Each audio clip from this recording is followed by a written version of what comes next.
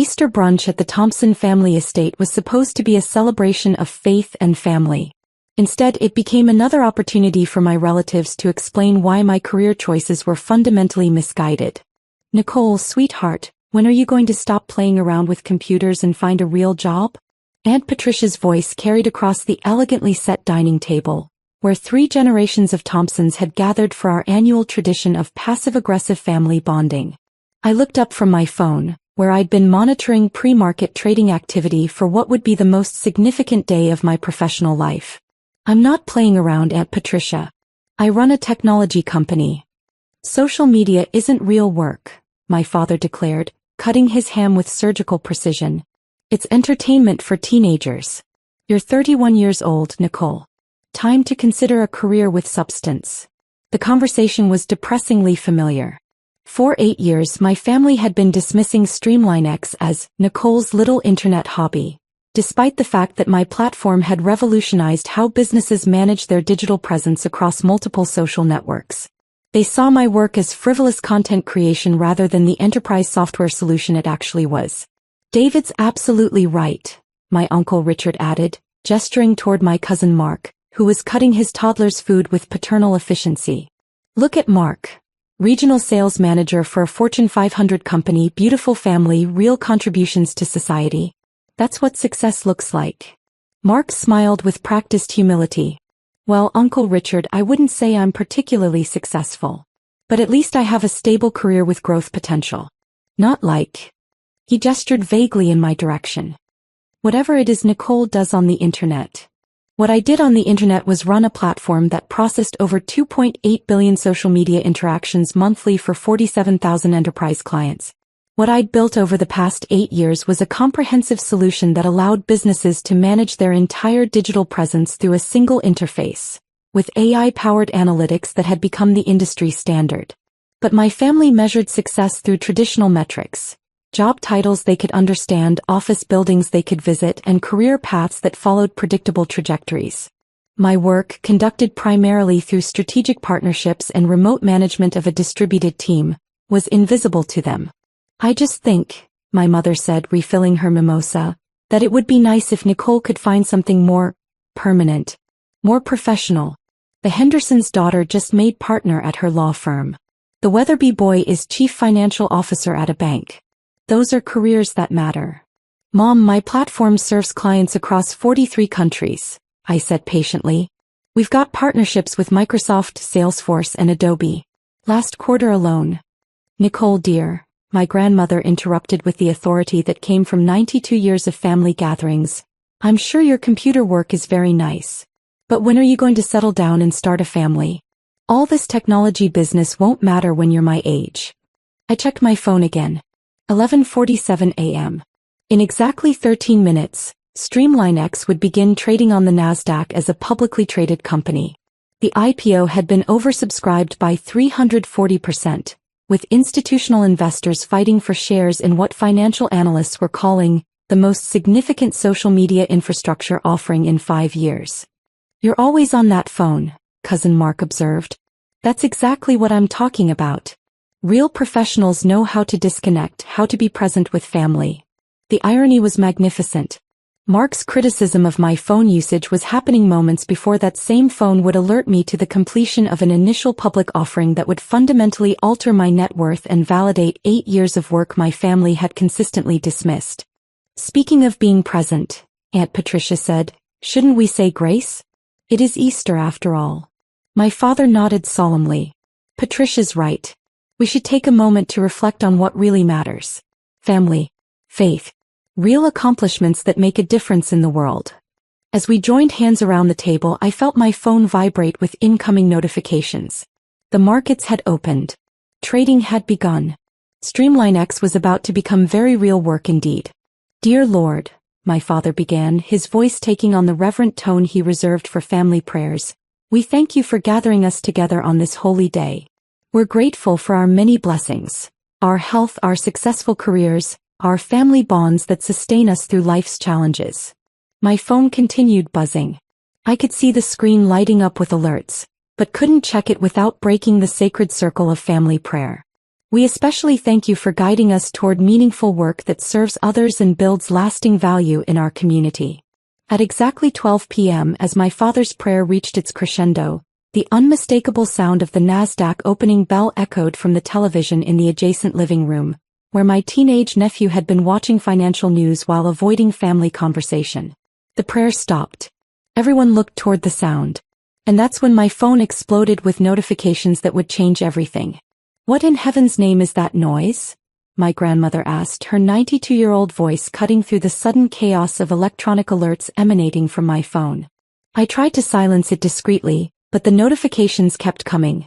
Call after call, text after text, email after email flooding in as financial markets absorbed the impact of Streamline X's public debut.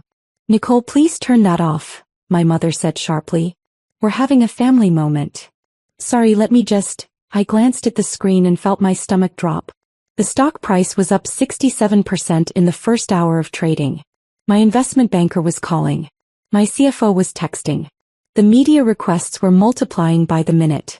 "This is exactly what I mean," Mark said, shaking his head with disapproval.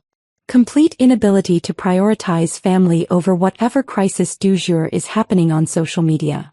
"It's not social media," I said quietly, trying to process the magnitude of what was happening on my phone while maintaining some semblance of Easter brunch decorum. "Of course it is," Uncle Richard laughed. "Nicole's probably dealing with some teenager's Twitter drama or helping someone get more followers on Instagram." From the living room, my nephew Tyler's voice called out, "Aunt Nicole, there's something on the news about your company." The adults exchanged confused glances. Tyler was 17, obsessed with technology, and the only family member who'd ever shown genuine interest in my work. "My company?" I repeated, my heart racing. "Streamline X." Tyler appeared in the doorway, practically bouncing with excitement. "It's on CNBC. They're saying it's the biggest tech IPO of the year." The silence that followed was profound. 14 family members stared at me with expressions ranging from confusion to skepticism to dawning realization. "IPO?" my father asked slowly. "What does that mean exactly?" "Initial public offering," Tyler explained with the patience of a teenager educating adults about obvious concepts. "It means Aunt Nicole's company just started trading on the stock market. They're saying it raised $2.3 billion in funding." Aunt Patricia's fork clattered against her plate. "Billion? With a B." My phone rang again. This time the caller ID showed Goldman Sachs Investment Banking. "I need to take this," I said, standing from the table. "Nicole, we're having Easter brunch," my mother protested. "Surely your social media business can wait until after." "Mom, Goldman Sachs doesn't call about social media business," I interrupted, stepping into the hallway to answer. "Nicole, congratulations." The voice of my lead investment banker was electric with excitement. The offering exceeded every projection. "We're looking at a market cap of $18.7 billion at current trading levels." Through the dining room doorway, I could see my family huddled around Tyler's phone, watching CNBC coverage of what the financial media was describing as a watershed moment for enterprise social media infrastructure. "The institutional investors are thrilled," my banker continued. "Microsoft just announced they're expanding their partnership, and we're getting acquisition interest from 3 different tech giants already." "Acquisition interest?" I repeated, loud enough for my family to hear. "Nothing serious yet, but when a company goes public at this valuation on day one, everyone wants to know if the founder might be interested in discussing strategic alternatives." I returned to the dining room to find everyone staring at their phones, reading articles about Streamline X's market debut. The mood had shifted from dismissive family gathering to emergency fact-finding mission. "Nicole," my father's voice was carefully controlled, "this news report says you founded Streamline X 8 years ago." "That's correct. And it says the company serves 47,000 enterprise clients across 43 countries." "Also correct." Mark looked up from his phone, his face pale. "It says here that Streamline X processed $847 million in revenue last year." "Actually $853 million, I corrected. The final Q4 numbers came in higher than projected. My mother set down her mimosa with shaking hands. "Nicole, are you telling us that your social media hobby is actually a billion-dollar company? $18.7 billion according to current market valuation, I said, checking my phone as the stock price continued climbing. Uncle Richard was scrolling frantically through his device. There's a Forbes article here calling you the most successful female tech entrepreneur under 40. That was published this morning, I confirmed. Part of the IPO media strategy. The Easter brunch had transformed into something resembling a financial wake, with family members processing the reality that the person they'd been condescending to for 8 years had just become one of the wealthiest entrepreneurs in the technology industry. Cousin Mark's voice was barely audible when he spoke. Nicole, exactly how successful are you? I looked around the table at faces that had shifted from dismissive superiority to shocked confusion to something approaching awe. Successful enough that Goldman Sachs interrupts Easter brunch, I replied simply. Tyler burst back into the dining room, his eyes wide with excitement. Aunt Nicole, they're talking about you on Bloomberg now. They're saying StreamlineX is the fastest-growing enterprise software company in North America. He turned his phone toward the table where a CNBC reporter was standing in front of the NASDAQ building discussing my company's market debut. StreamlineX CEO Nicole Thompson has built what analysts are calling the Amazon Web Services of social media management, the reporter announced. The platform's AI-powered infrastructure has become essential for Fortune 500 companies managing their digital presence across multiple channels. My father leaned forward, studying the screen with the intensity he usually reserved for financial documents. Nicole, they're calling you a CEO. As I am a CEO, Dad. I have been for 8 years. But you said you worked in social media. I said I built a social media platform. For enterprise clients. StreamlineX isn't Facebook, Dad. It's the infrastructure that allows businesses to manage their presence across all social platforms simultaneously. My phone buzzed with a text from my chief technology officer. Nicole, we need you for the investor call at 2 p.m.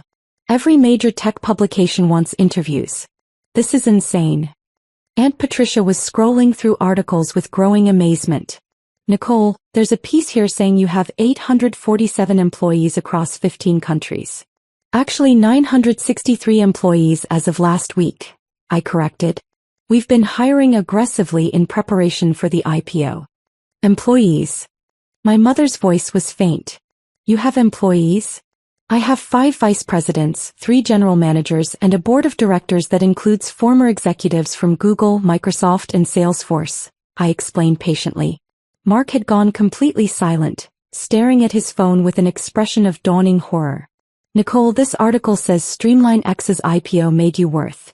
It says your personal net worth is $4.2 billion according to current stock prices, I said, watching the number myself with a mixture of pride and surreal disbelief.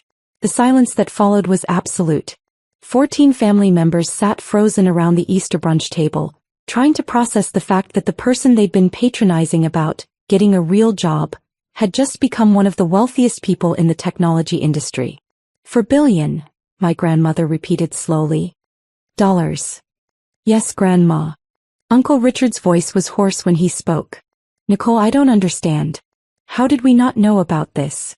Because none of you ever asked what I actually did, I replied. When I tried to explain my work, you called it computer stuff, and changed the subject. When I mentioned client meetings or international partnerships, you assumed I was exaggerating. But you never said you were wealthy, Aunt Patricia protested. I never said I wasn't.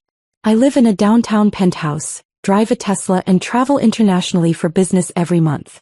You assumed I was struggling because my success didn't look like the success you understood. My father slowly set down his coffee cup. Nicole, when we said social media wasn't real work, you were dismissing an industry that generated $147 billion in revenue last year, I finished for him. And you were dismissing your daughter's role as one of its most successful entrepreneurs. Tyler looked around the table with the satisfaction of someone who'd been vindicated.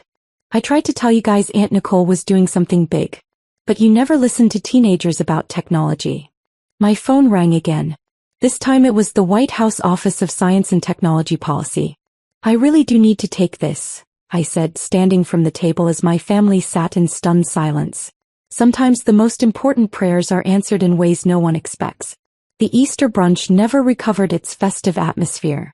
My family spent the rest of the afternoon reading articles about Streamline X while I fielded calls from investors, media outlets, and government officials interested in discussing technology policy. "Nicole, we owe you an apology," my father said quietly as I prepared to leave for an emergency board meeting. "We completely misunderstood what you've accomplished." "You misunderstood because you never bothered to learn," I replied gently but firmly. 8 years of dismissing my work as playing with computers doesn't disappear with one news cycle. My mother approached hesitantly. Can we start over? Can you help us understand what you've built?" "I'd be happy to, Mom. But it would require genuine interest, not just excitement about the financial outcome." Mark, who'd spent the afternoon in stunned silence, finally spoke.